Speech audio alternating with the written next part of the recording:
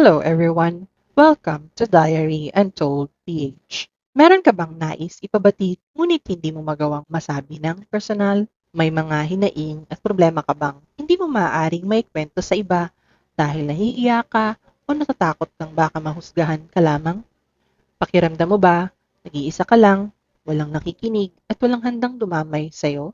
Huwag ka na mag-alala dahil ang aming channel ay bukas sa lahat ng sino mang nais ibahagi ang kahit anong ibig nilang ibahagi. Makakasiguro po kayong magiging anonymous ang inyong identity kung nais niyo pong ilihim ang inyong pagkakakilanlan. Ang inyong kwento ay maaari po lamang na ipadala sa aming email address na diaryuntoldph@gmail.com. Kami po ay may kaunting kahilingan lamang. Please like, share, and subscribe to our channel dahil ito po ay malaking tulong sa amin. Salamat po!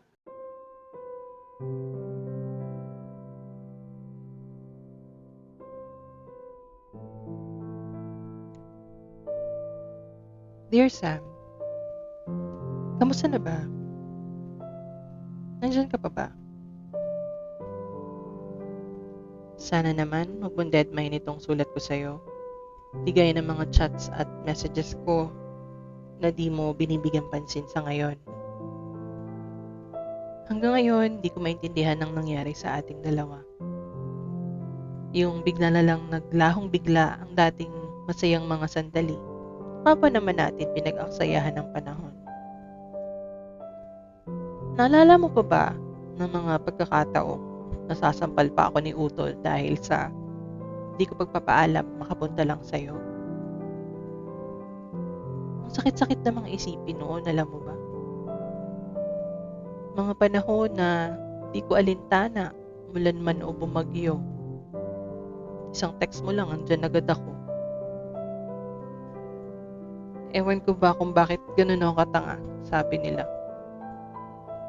Pero bakit parang ako lang ang nagpipilit na maibalik ang mga panahong naging sandalan ko upang makita ko na ang ganda pala ng buhay?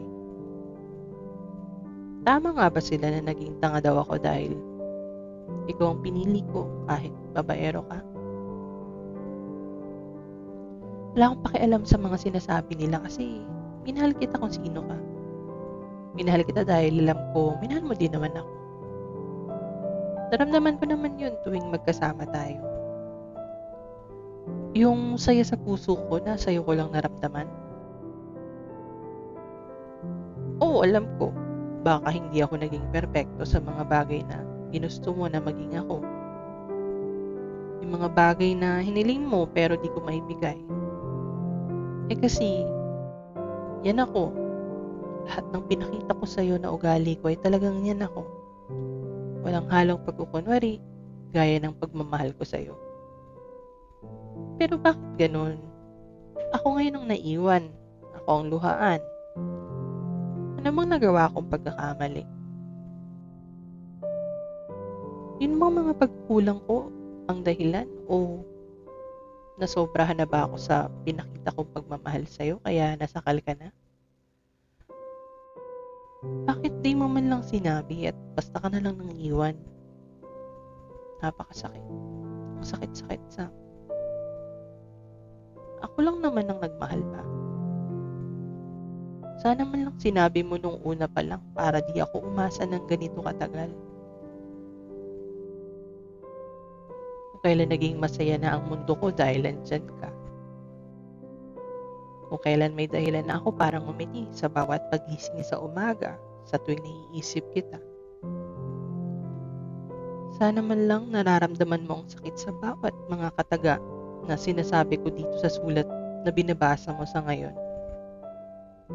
Mga kataga na kasabay ang mga luhang tumutulo sa mga mata ko na halos di ko na makita ng malinaw ang sulat ko.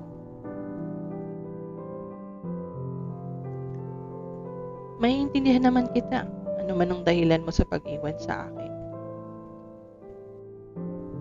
Sana man lang bigyan mo ako kahit konting pagpapahalaga man lang na mabigyan ng tuldok ang ating relasyon. Hindi kita pwedeng pilitin kung ayaw mo na. Pero sana man lang irespeto mo naman ako bilang tao.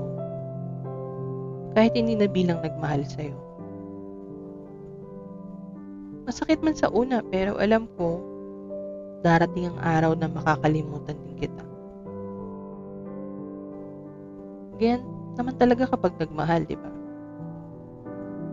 Minsan mahirap tanggapin, pero dahil tunay akong nagmahal, di ako magiging makasarili kung hindi ka na magiging masaya sa relasyon natin. Salamat na lang at minsan, naging bahagi ka ng buhay ko. Salamat at minsan, naramdaman ko na ganito pala ang magmahal. Sagutin mo man ito o hindi na importante sa akin. Sapat nang binasa mo ito at nalaman mo ang sakit at saya sa damdamin ko. Kaya paalam, Sam. Hangad ko pa rin na maging masaya ka at sana mahanap mo ako sa piling niya. Hanggang sa muli.